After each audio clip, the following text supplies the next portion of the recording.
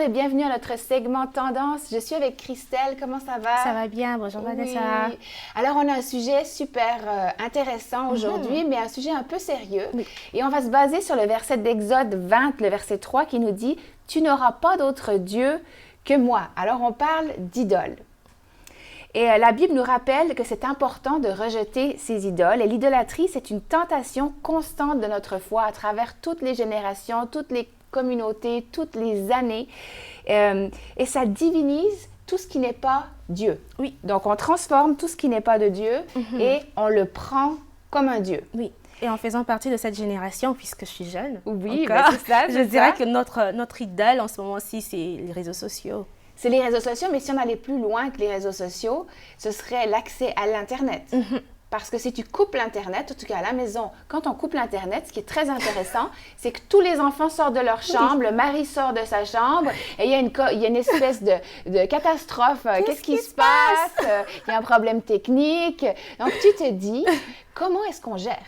Comment est-ce qu'on vit sans ça? C'est ça. Comment est-ce qu'on vit sans ça? Est-ce que tu penses que ces choses ou ces créatures qui pourraient devenir nos idoles prennent la place de Dieu? La vérité, c'est triste, mais oui. Mais oui, ça prend la place de Dieu parce qu'on y met tellement d'efforts, on y met toute notre attention. Et puis, puisqu'on a Internet toute la journée, par exemple, en parlant d'Internet, ben, on passe moins de temps avec Dieu, on prie moins, on médite moins. Et c'est ça. Martin Luther disait après Jésus, là où est ton cœur est attaché, là est ton Dieu. Exactement. Alors la question qu'il faut se poser, c'est à quoi mon cœur est-il attaché? À quoi mon cœur est-il attiré, première chose, le matin? À quoi mon cœur est-il tout le temps attiré? Quand on se réveille le matin, est-ce que tout de suite tu ouvres ta Bible ou tu commences à scroller sur Instagram? Oui, c'est ça, parce qu'il y a vraiment une compétition pour notre attention. Il y a vraiment une compétition pour attirer notre attention, des publicités, toutes sortes de choses. Je me faisais la réflexion l'autre jour, on regardait un film, puis le film s'en venait un petit peu lent à mon goût. Alors du coup, on prend le téléphone portable et là, on va se distraire. Mais tu te rends compte, on n'est même pas capable d'écouter un film du début à la fin sans se distraire du film. Alors que le film, c'est une distraction. Ben oui, tu vois. Alors, ça peut être aussi des priorités. Oui. Parce que nos idoles peuvent devenir aussi un manque de priorité.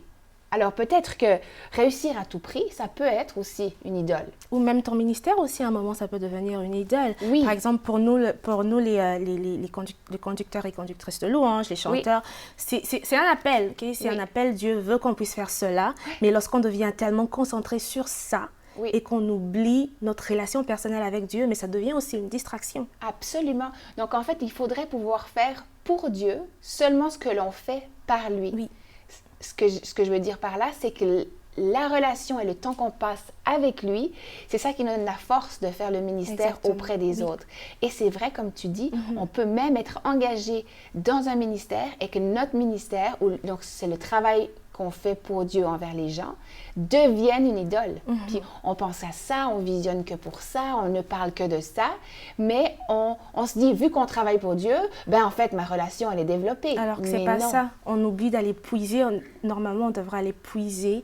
C'est ça. Aller puiser pour donner aux autres, pour servir. C'est ça. Et trop d'une bonne chose peut devenir aussi une idole. Oui.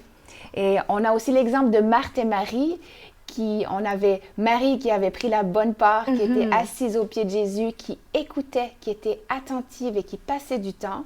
Alors Marthe qui faisait des bonnes choses, parce que c'est nécessaire de manger, c'est nécessaire de nettoyer, c'est nécessaire de s'occuper des visiteurs. Elle faisait des bonnes choses, mais Jésus l'a repris, lui a dit, regarde ta soeur, elle prend la bonne part. Exactement. Donc, il y a aussi la superstition qui peut devenir de l'idolâtrie. C'est-à-dire que si on met plus de foi dans les objets, par exemple dans l'huile d'onction, si tu commences à mettre de l'huile partout, mais tu n'es pas en train de oindre d'huile, tu mets de l'huile. Oui. Alors, tu utilises ça comme une superstition parce que tu prends ton huile puis tu dis c'est l'huile en fait qui va assouvir. Alors, c'est pas l'huile, c'est pas le cas. Non, ça c'est un geste prophétique. Oui. C'est ta prière et ta foi en Dieu et tu fais un geste prophétique. Tu vois, mais comme c'est proche. Oui. Là, donc, c'est vraiment, il faut qu'on fasse attention à redonner à Dieu la place qui lui est due et toujours se poser la question, Seigneur, est-ce que tu es le numéro 1 dans ma vie?